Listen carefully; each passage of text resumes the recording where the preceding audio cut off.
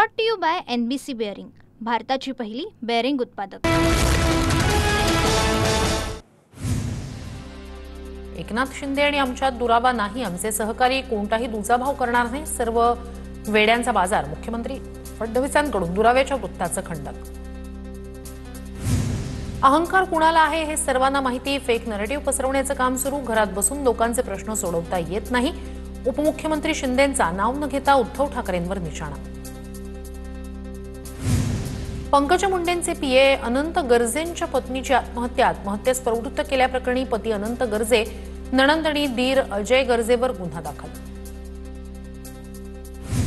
गौरी गर्जेंच्या आत्महत्येची प्राथमिक माहिती आली आहे, पोलिसांनी पूर्ण ब्रीफिंग केल्यानंतरच यावर बोलणार, मुख्यमंत्री फडणवीसांचं वक्तव्य।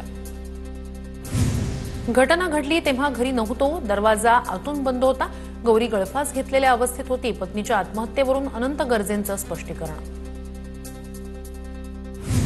आत्महत्या नसून हत्या, अनंत गर्जेंवर गौरीच्या कुटुंबाचे आरोप। गेल्या काही महिन्यांपासून गौरी आणि अनंत यांच्यात वाद सुरू होते, गौरीच्या कुटुंबाचा आरोप। प्रचारात असं बोललं जातं, उद्देश तसा नाही, अजित पवारांच्या निधीच्या वक्तव्यावरून मुख्यमंत्री फडणवीसांची प्रतिक्रिया। कोर्टाच्या सुनावणीमुळे झेडपी निवडणुका पुढे जाण्याची शक्यता, उपमुख्यमंत्री अजित पवार यांचं वक्तव्य। स्थानिक स्वराज्य संस्थांच्या निवडणुकांची मंगळवारी सुप्रीम कोर्टात सुनावणी होणार।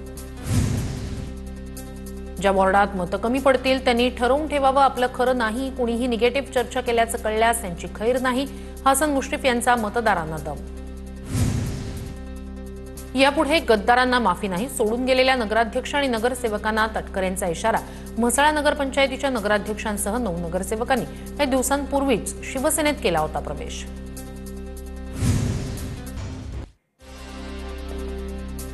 काँग्रेस आमदार असलम शेख यांच्या विरोधात गुन्हा दाखल करा, सकल हिंदू समाजाची मागणी। सकल हिंदू समाज असलम शेख यांच्या विरुद्ध आंदोलन करणार, बांगलादेशी आणि रोहिंग्यांबाबत केलेल्या वक्तव्यावरून आक्रमक।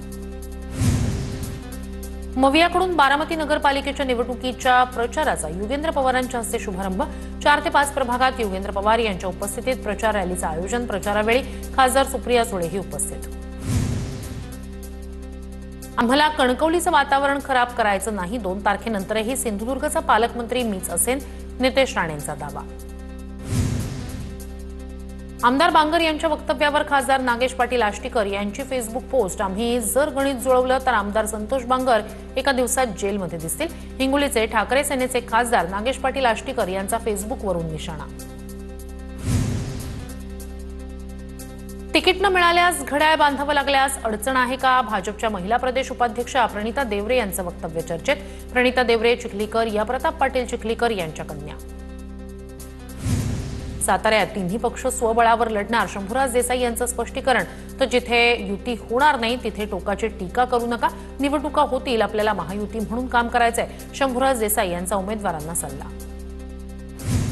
हसन मुश्रीफ यांच्या दमदाटीनंतर समरजित सिंह घाटगे यांचा देखील अपक्ष उमेदवारांना 48 तासांचा अल्टिमेटम।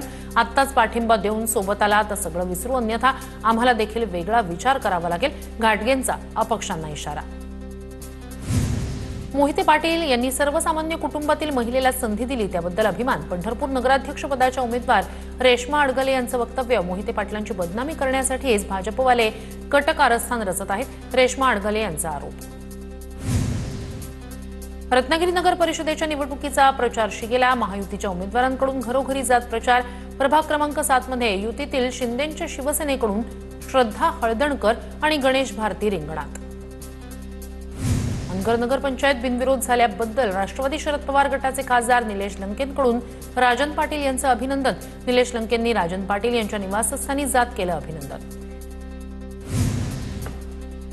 पुण्यात कोयता गँगचा पुन्हा हैदोस, 25 ते 30 दुचाकी, कार आणि रिक्षांची तोडफोड।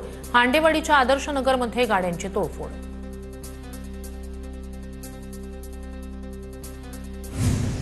Brought to you by NBC bearing, भारताची पहिली बेअरिंग उत्पादक।